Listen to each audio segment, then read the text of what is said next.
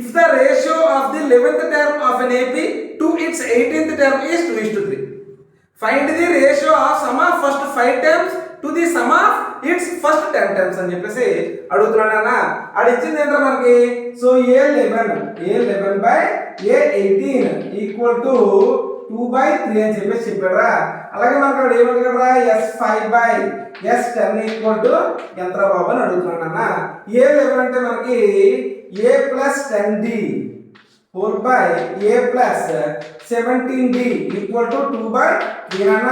Cross multiplication చేద్దామా. 3 into a plus 10d equal to 2 into a plus 17d అన్న. So 3a plus 30d equal to 2a plus 34d అన్న.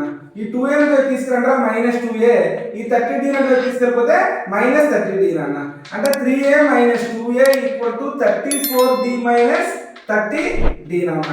So a equal to 4d రా. Relation వచ్చిందన్న మనకి. ఇప్పుడు మనకి SN formula తెలుసు కదరా.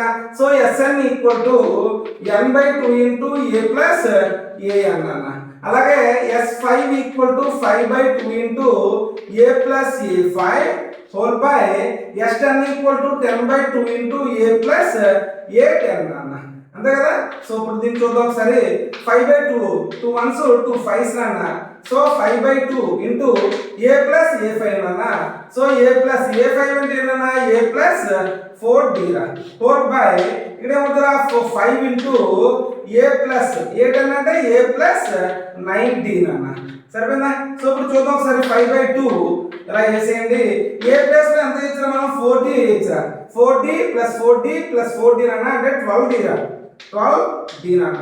Whole by 5 into 4d plus 4d plus 19 అన్న అంటే 17d అన్న. 17d అన్న. సో 2 1s 2 6 అన్న. 5 5 క్యాన్సిల్ అయిపోతుందా.